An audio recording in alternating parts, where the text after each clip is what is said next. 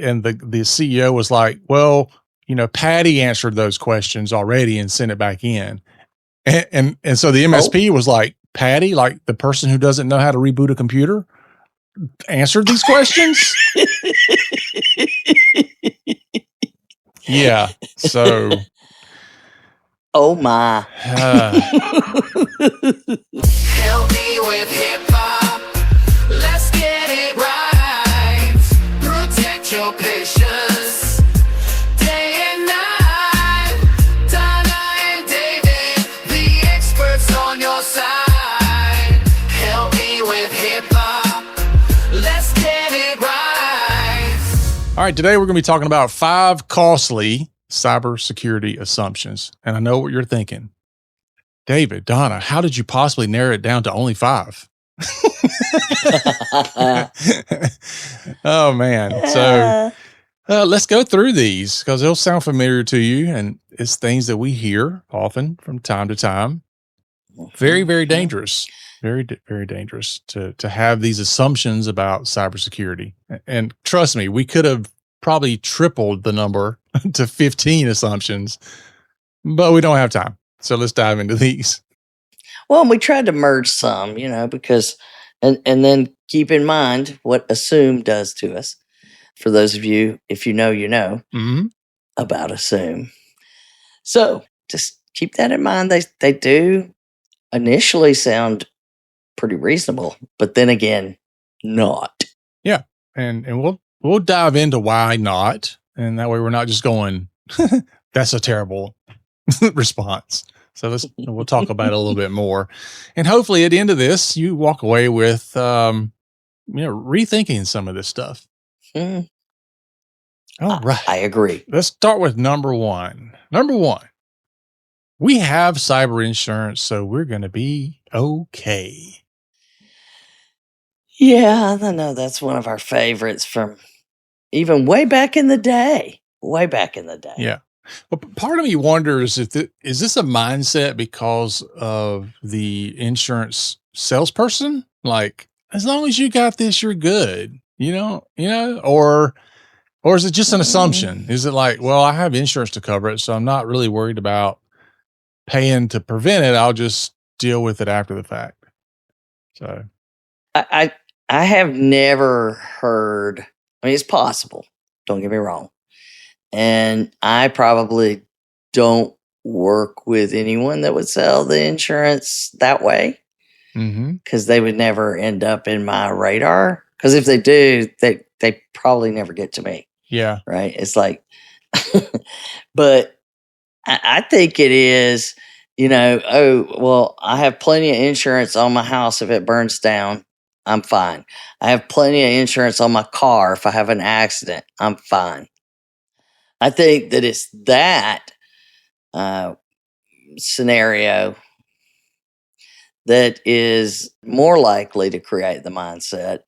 And, the people that say the other two have never, particularly if my house burns down, I've got plenty of insurance, I'm fine. I've got replacement value, whatever. They feel that comfort. But until you actually had to deal with that, you wouldn't realize there are certain things that you cannot replace. Right. There are certain things that you haven't thought of until they're gone. Yeah. And then you realize it. And if let's just take house insurance, since that's the thing we're talking about. If your house burns down and the insurance is like, okay, we're going to pay to build you a new house and we're going to pay for you to, get a new TV and couch and furniture and all that. But you don't have the old stuff. So when it comes to cyber attacks, like you don't have the old data, like they can't pay to give you new data, but you also don't have, if your house burns down, you also don't have everybody who's ever visited your house come in to sue you because, it's. Yeah, that's a good point. That one's a good one. Yeah. It has to be treated like a tool in your toolbox is I've got some coverage that will help me, but it will not make it whole.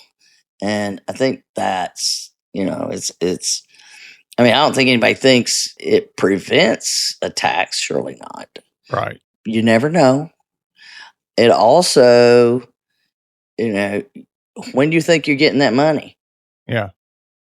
Yeah. But, You know, insurance at its best, insurance is a financial protection, and that's it. yeah, It's not, yeah, it doesn't protect anything else. right. It's not protecting your, your data. It's not protecting you from lawsuits and things like that. It's not preventing, like you said, anything.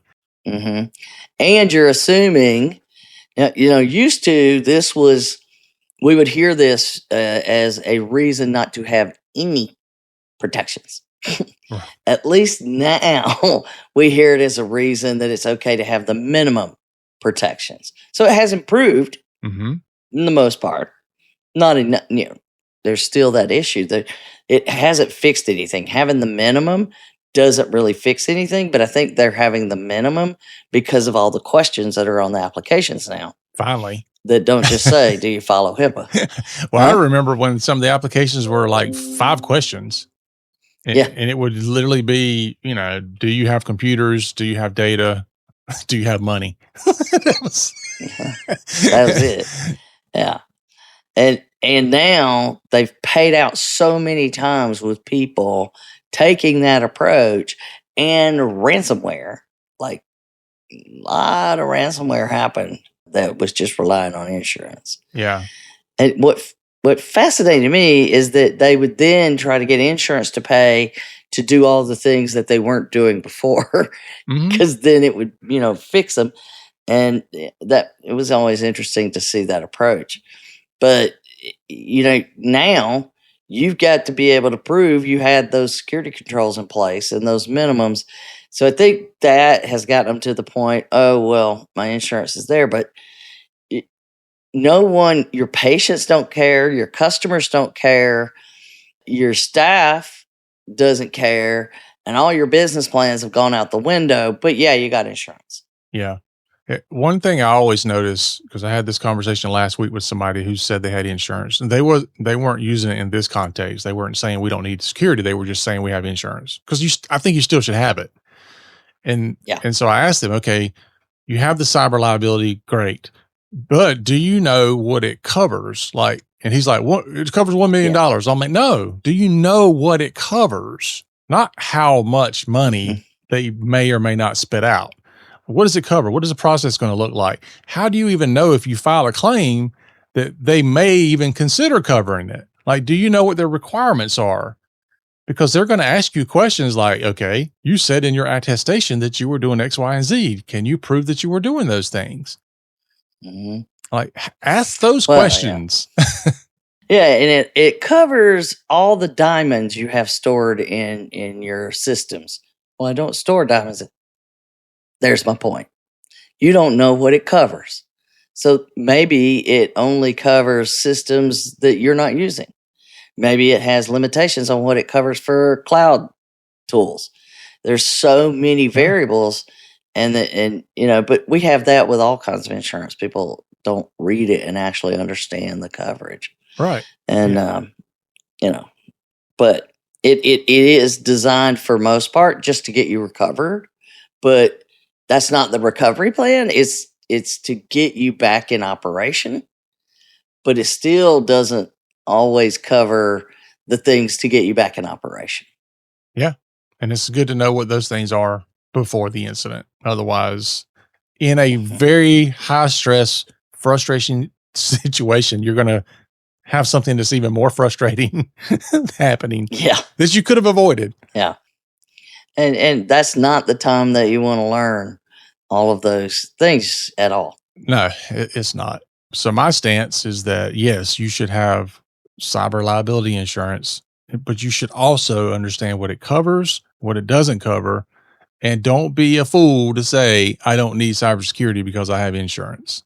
And if you say you are doing things in your coverage, make sure you're actually doing those things, because that they're going to get better and better at challenging if you're not doing the minimum requirements of your coverage. I had an MSP I had a conversation with last week, and he said one of his clients, big client, one of his clients he asked him, he's like, have you renewed your cyber liability policy? Because I have it on my calendar that it's up for renewal. And normally you send that to me to answer all those cyber questions. And, Uh-huh. and the CEO was like, well, Patty answered those questions already and sent it back in. And so the MSP was like, Patty, like the person who doesn't know how to reboot a computer, answered these questions. Yeah. So, oh my. he's like, yeah, you might want to send that back to me and let's review it at the very least. Yeah, at least know what kind of trouble you got in. Yeah. But I mean, the bottom line is you could have the great insurance, but you don't understand, assuming that it's going to get you back up and running and it'll pay for everything. Number one, it doesn't pay right away. It's not like they send you a check. Right. They don't have the adjuster come out because you had a fire. They don't. They start talking to you. Here's a Visa gift card that you can use for your recovery. Right. Yeah. But once the attack starts, there's a lot that still has to happen. Yeah. And people don't understand what recovery. So yeah, I've got coverage for recovery. Even if they understand that, they don't understand what recovery is until it happens to them. Yeah. Which is our number 2.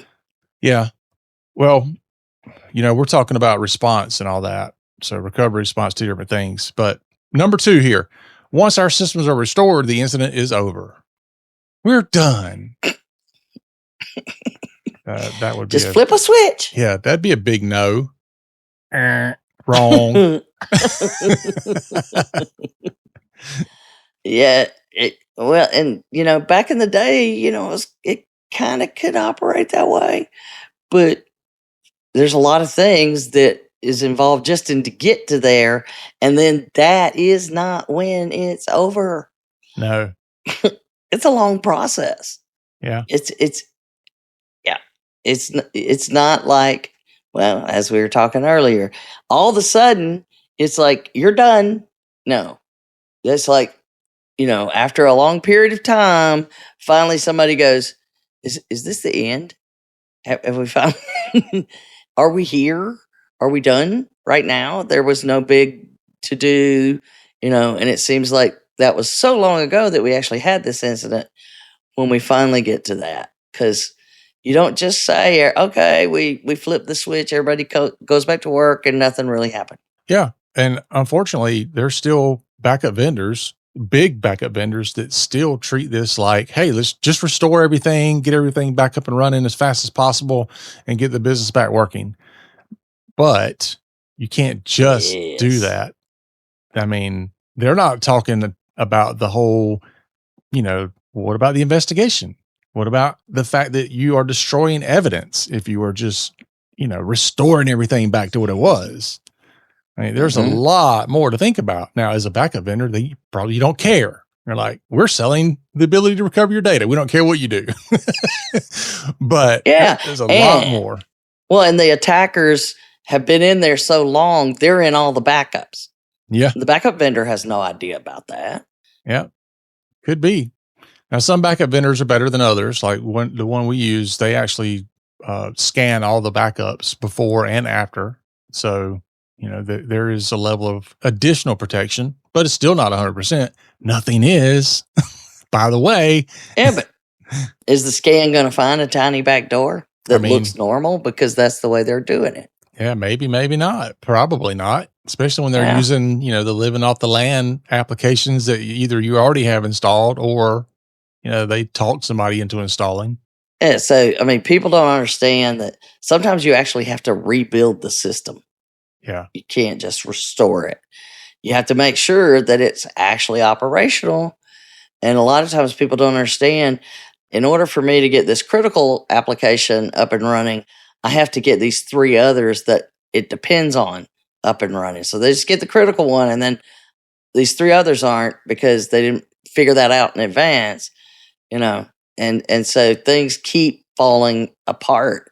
The connected systems world we live in, and all of the different interfaces with other vendors, with other systems within your own world, and systems outside of what you control.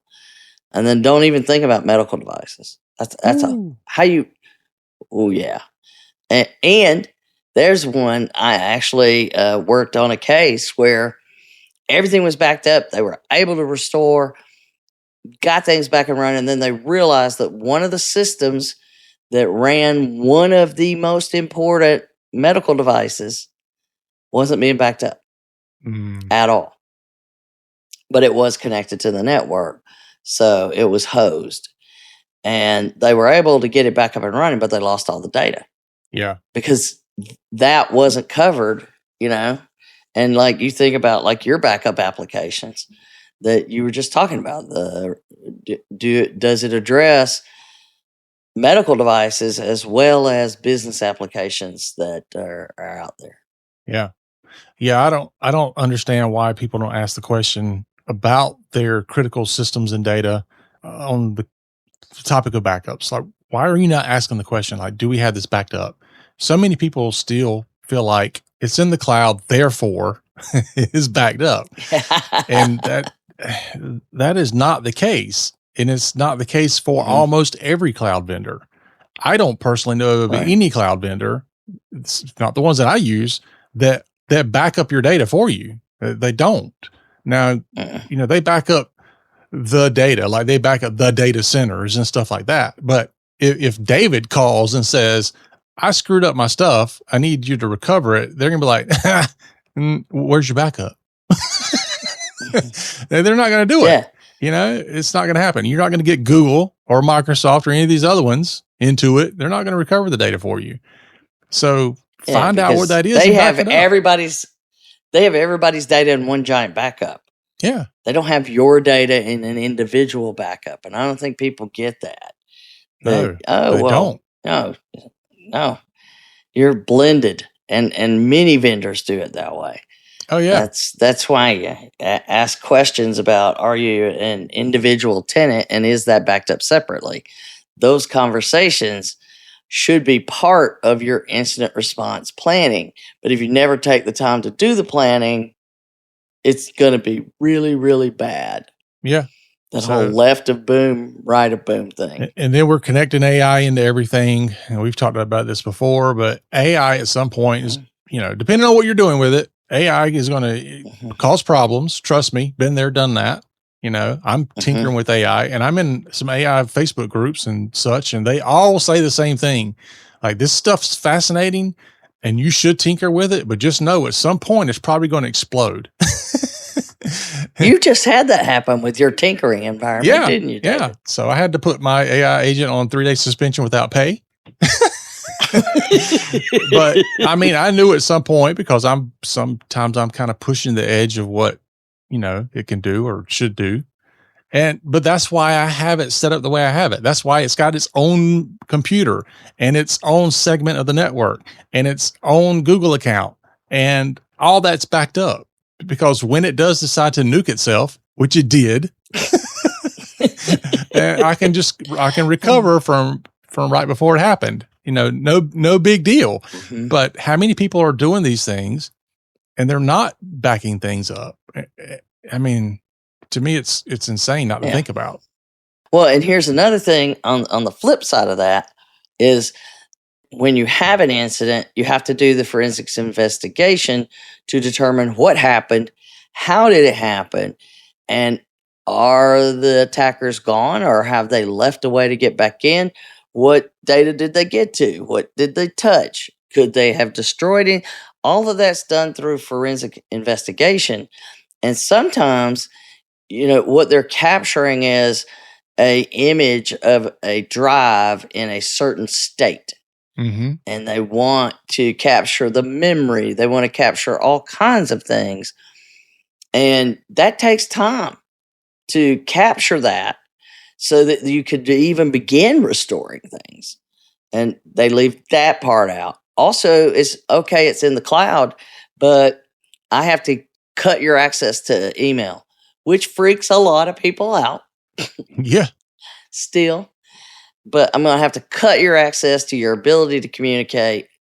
And until I pull all of that information, pull the logs, pull the data so that I know what data was involved, then you can't use it. And that takes time. People don't understand that, as you said, preserving the evidence. Mm-hmm. And then once you figure it out, you got to notify people. Somebody almost always needs to be told properly. Yeah. Yeah. And then you got to take on the civil suits, the lawsuits. Yeah. Not good. Mm-hmm. And the regulatory things, which everybody starts, with HIPAA, they're like, 1.5 million. First of all, it's more than that now. Secondly, it very rarely actually happens that you're paying that. And then third, that's years later, not right this minute. So I've got all these other things to catch up on and get everybody back up and running. And I've got, what if I had employees that were hourly and we told them not to come to work, so now they're not getting paid and they go find another job? There's a lot of variables that happen in these events. And then you got your customers or your patients that are coming at you. But I love doing this thing where I say, how many of you in this room at a conference, how many of you, your incident response plan is to go to paper? All the hands come up. And then somebody think, I'm not raising my hand in front of her. I've actually had people tell me that. You're not getting me. It could go bad. And then I said, well, that's great. What is your plan to make sure? How many people in your office have ever done that? Actually operated on paper only? How are you going to move the paper around from place to place, site to site, like you currently do? And then once you have the paper completed the way you need it, where are you going to store that paper? And then once you get things back up and running, how are you going to get that paper back into the system? And it's like, you just see them like slouch more and more because it's, wait a minute, I haven't thought about anything, but we'll go to paper. Yeah. You have to have the actual complete recovery in your mind. Yeah. Crisis training doesn't mean training during a crisis. It's best not that way, but it could be. It could be. But, fortunately, some people are just too small to worry about it. Yeah. If you think, okay, we're going to be down for a day and then we'll be fine, or it's not going to happen at all, time for you to rethink those assumptions. It doesn't matter if you think you're too small to be bothered with, or we're too big, we have it all covered. I'm sure we do. Yeah, I've heard both. What is it you say? Yeah. Yeah.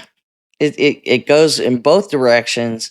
And what do you always say? Yeah, wrong. Yeah, I mean, anytime somebody tells me they've got something covered, I don't care if it's cybersecurity or compliance or whatever, to me, that's like, you already probably are terrible at it. Because if you knew anything about cybersecurity or compliance, the answer is not, we got it covered. There's always a level of concern.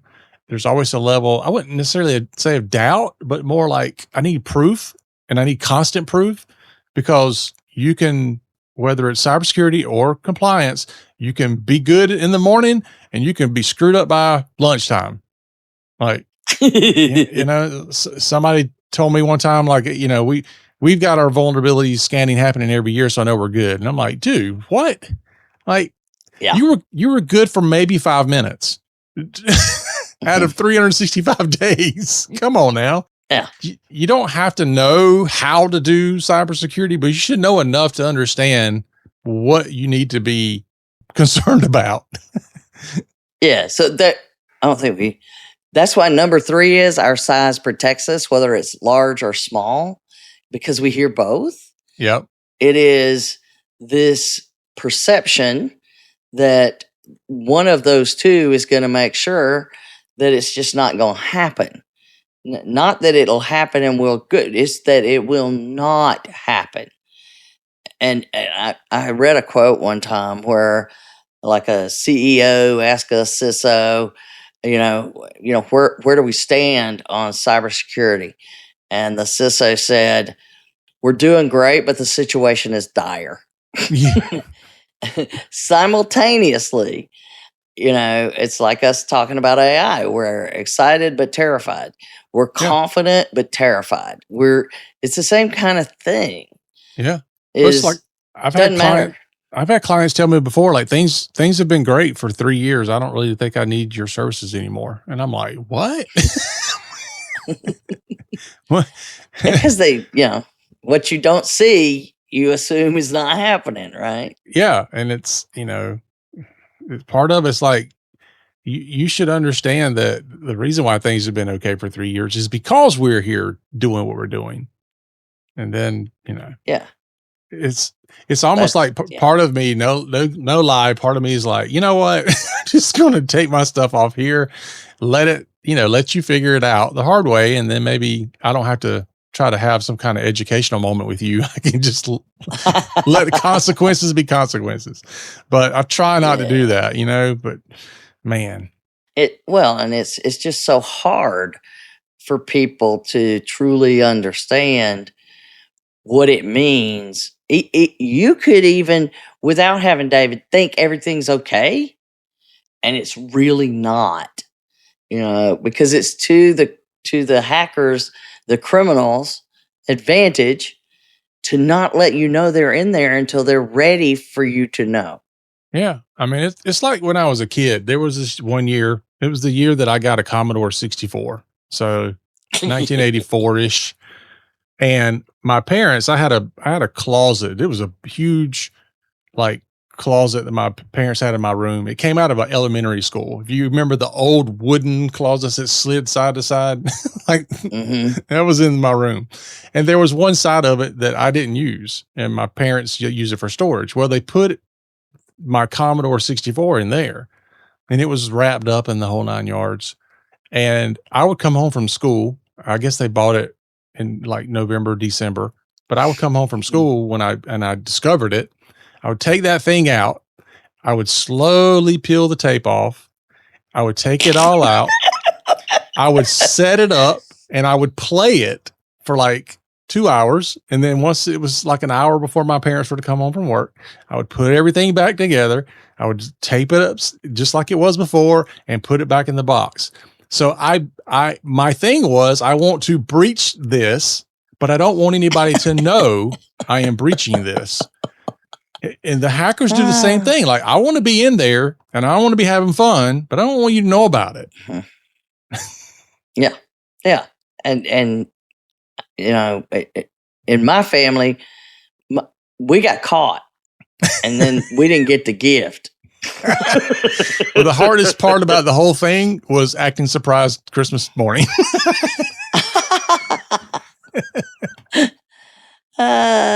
So it's the same thing where it's a small entity. It may be a small attack service in your mind, but you're out in the cloud. You're connected all over the world, really, and you're not even seeing that. And you think you've put it behind a door and that nobody's going to notice it because it's so small. That's not true. Is that they know the smaller entities have fewer security resources. So if they stumble upon you and they see that you're small, they're like, oh, ding, ding, ding. And they want to get to your data. They don't care. They want to get in there and see what you have and what they can use. And you have no idea what they can do with things that they find. And so the bottom line is, you're small, you're large, it doesn't matter. If you're small, they can do things with your data. You might connect them to a large. If you're large, just having a big team doesn't mean you win, right? You think of the tortoise and the hare. Yeah. This kind of thing, and it's the same concept. So it doesn't make you invisible to be small, and it doesn't make you invincible to be large. Oh, I like that. I like it. Yeah. It's Yeah, the yeah. thing about being large is oftentimes you've got, multiple people that are doing things and have multiple responsibilities. And sometimes when you've got multiple people, there's always somebody that could think that somebody else is doing it. Like, I'm not worried about this because Bob's doing it. And Bob's like, I'm not worried about it either because Joe's doing it. And it's like, nobody's doing it. So Yeah. sometimes having a bigger team means that you're making assumptions that things are getting done and everybody else is too, but nothing's getting done. Yeah. Well, see, and that's a perfect segue because you not only assume, okay, well, we have help, we have a vendor that's taking care of it because we now have discovered no one's doing it, so we'll hire a vendor, and now we're secure. Yeah. And I think a lot of that has to do. I mean, I've heard vendors say, you don't have to worry about security because we'll take care of it. And I'm like, no. Oh, I've had, you don't have to worry about compliance because we're taking care of it. Yeah. Oh, It's like, and what? it's yeah. It's no. Yeah. No. All vendors bring more risk. To what degree? I mean, that's what you do a risk assessment for. But all vendors bring more risk. They may solve some problems, but they create others. You still have to identify what those are and mitigate those.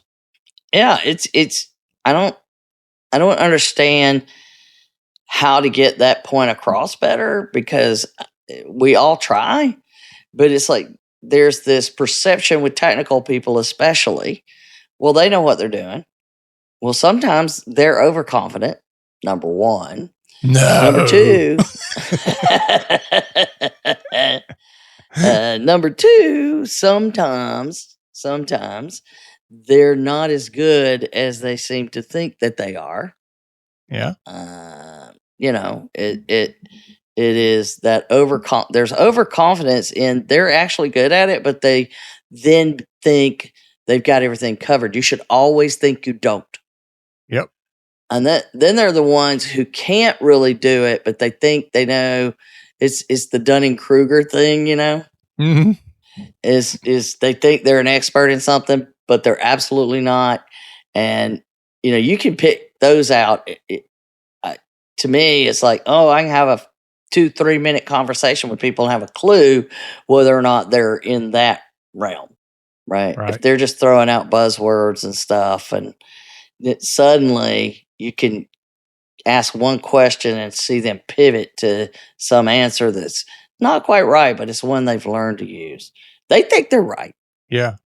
I don't know where I found this in the past, and I don't even know if I can find it again, but there was a test that we used to do where it tested people's overconfidence. And basically it would be a series of pop-ups that would come up and you would click yes or no, through this. Do you want this to happen? Yes. Do you want this to happen? No. And most people expect the yes button to be on the left and the no button to be on the right. And basically what it would do is like every third or fourth question, the buttons would reverse. And so it would say, do you want to install this malware? And people would think they were clicking no, but they were clicking yes because they were too overconfident that the buttons were always going to be the same. Something that simple. Yeah. Yeah. And there is, note to self, there is no worldwide standard where the buttons go. That's right. But you can outsource the work, but you can't outsource the responsibility. And that's the difference that we're struggling to get people to see often when they have this assumption that, and I know we've talked about it many times. I've even had doctors like, well, what do you mean? I hired so-and-so to do this and so-and-so to do that, and I've hired you to do compliance. I shouldn't have to do any of this work. And I just sit there for a minute. Like, I am not even am I am I dreaming this? Because that's how important it is to understand. You've hired them because you didn't have the ability to do it, but you're still responsible for putting all that together and making sure it gets done right. Yeah, that's, I have a pretty good response to that when I hear it, which is, well, I hired a personal trainer, I hired a nutritionist, I hired a doctor, and I shouldn't have to participate in my healthcare anymore.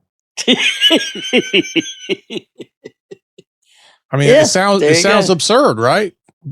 Yeah. But it's the same thing. Like you still, yeah, I can have somebody who's guiding me on my nutrition and telling me what kind of workout I need to do and telling me what kind of stuff I need to do to be healthy. But if I don't do any of it, it's no good. Like there's still responsibility on me to participate in my own health. Yeah.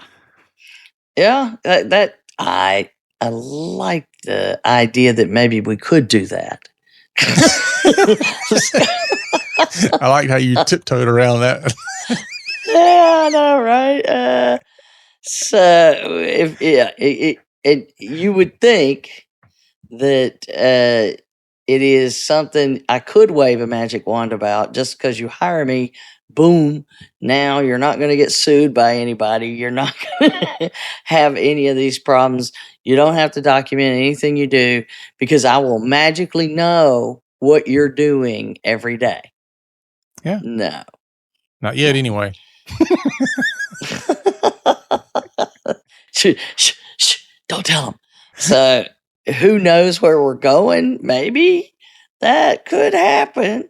However, right now, you can't make that assumption. You need your vendors because you don't have the ability to do that, but you need to also deal with the risk. Just like if you added a whole new department, you wouldn't just okay, hire a bunch of people, we'll start doing the work. You've got to worry about so many layers from a business perspective. Plus, what impact is it if we add another 50 employees? If we add another 50,000 employees? It doesn't matter the size. If you're bringing in even one new role, even replacing somebody could bring in new risk. That's why we have the onboarding, the arrivals and departure program for everybody. And, so if, it's a big if, you're lucky enough that you have people who are very, very conscientious and worried about these things, and they are doing everything in their power to protect you, it still doesn't mean it can't happen. Yeah. That's why you and I are so paranoid. Yeah, it's like every day I was like, is it happening to me today? It's going to happen today. But we are properly and proportionally paranoid. We always assume we're going to make a mistake, but we're trying not to make a mistake. But that's the reality of humans. But it's also the reality of AI, as you pointed out earlier. Yeah. It had every intention. You actually said, go fix this problem because it said it could fix the problem. And it had fixed plenty before. You had no reason to believe it couldn't, right? Mm-hmm. Right. Same goes with people, right? So. And then, it decided, well, in order for me to try to fix this problem, I need to delete this stuff. And it deleted its stuff. It deleted all kinds of stuff. I need to disappear myself to make things better, which I know your wife has told you that you need to do that. But it's still not one of those pieces that people seem to get about how much that brings in, even though we keep talking about supply chain and third party and all of those. If they have an incident, it becomes your incident. If you have an incident, it could be because of them. You have to always assume that you're never completely safe, but be appreciative and conscientious about who you are using to protect you. Yeah, I think it's going to get worse before it gets better on that front. But all this brings us really down to the the last and fifth assumption, which is that cybersecurity is an IT problem. That's a bad assumption. Yeah. Because it's looking at, okay, insurance won't cover you. no, Recovery takes way longer than you think. Your size doesn't protect you. And no, your vendors are not going to protect you. But we got a guy. he'll do it all. Da-da-da-da. Yeah, IT takes care of security. I mean, you and I've heard it over and over. Oh, all the time. And we've done episodes on it's no longer, just cybersecurity. It's resilience for the business is what we're involved in now. We're trying to make sure the business can continue to operate and survive. Because unfortunately, sometimes the results of these attacks are the business closes the doors, Yeah.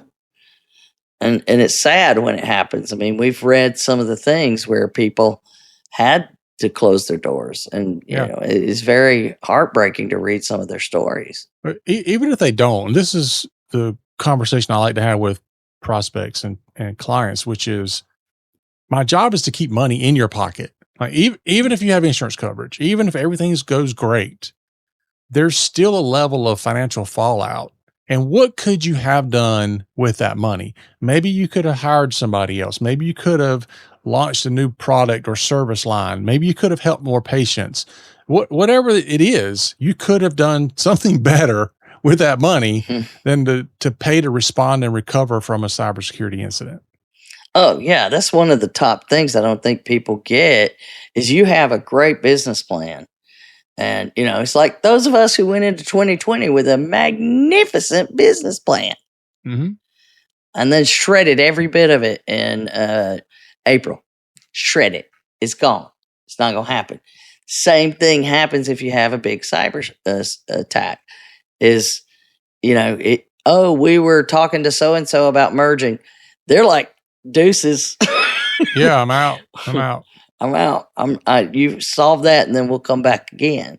Yeah. Well, that's like in the fight world. Mike Tyson's credited with saying this, but it was everybody has a plan until you get punched in the face, and it's kind of the same thing. Like you've got a plan until something happens, and then at that point you're like rethinking everything, and you're you're dazed and confused, and all the assumptions that you had now come to the surface. Oh, I thought my vendor had this. I thought my cybersecurity team or IT had this. And, I thought that we had insurance, and I thought we were too big or too small. Like all these assumptions we talked about, all of them rise to the surface during that incident.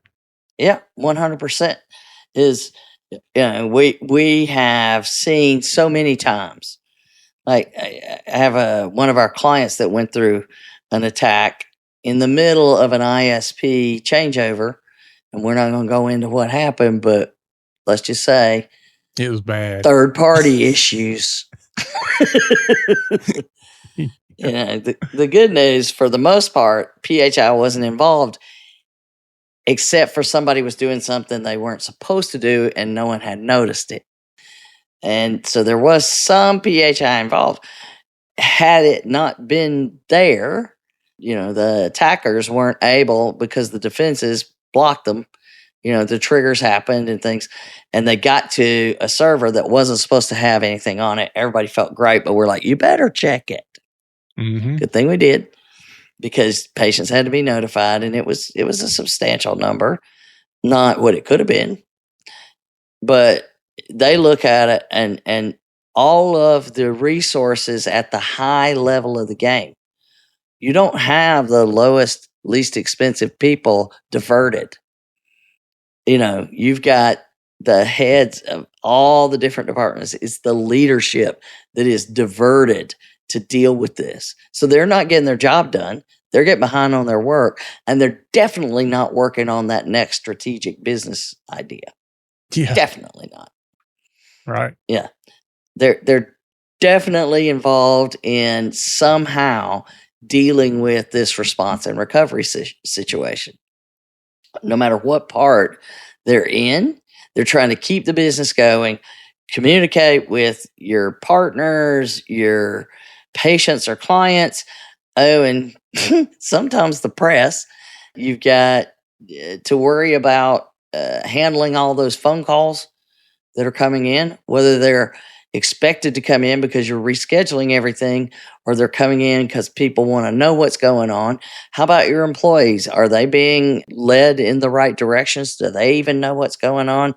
You better have legal there because you want to have it under privilege so that you can have someone figure out where the legal lines are and be able to draw them for you.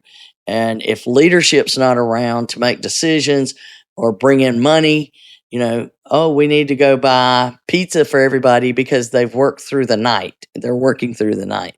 We're not going to worry about letting them eat or anything. We're just going home. That doesn't what shouldn't happen. We need to bring in some cots so they can nap or make sure, I napped in the president's office on the sofa before during a problem. He's like, just go in there whenever you need, use my office, pull this. Everything was set up.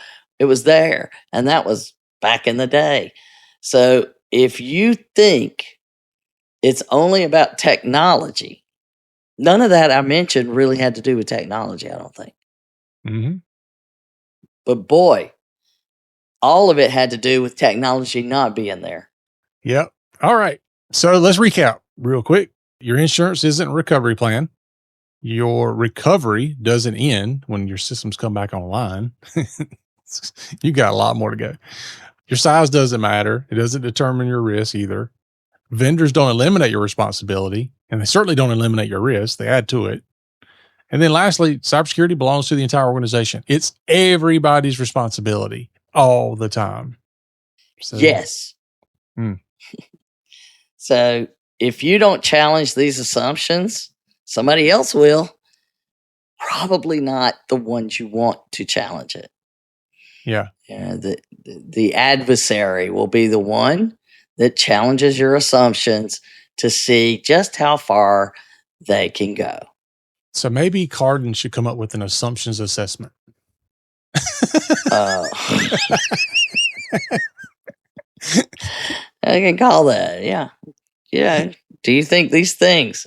We know about assume and just move on. So. There you go. All right, folks. That's our show for today. Thanks for listening. Be sure to join us again next week. And remember, for Donna and myself, the HIPAA's not about compliance. It's about patient care. You've been listening to the Help Me with HIPAA podcast, hosted by Donna Grindle and David Sims. The show created to help you with HIPAA. For more information or to ask us a question, visit our website at helpmewithhipaa.com. Neither Donna Grindle or David Sims are attorneys, and they do not offer binding legal advice concerning regulatory compliance. The information in this podcast should not be relied upon or construed as legal advice in any way. Consult your attorney for legal advice concerning compliance with HIPAA regulations.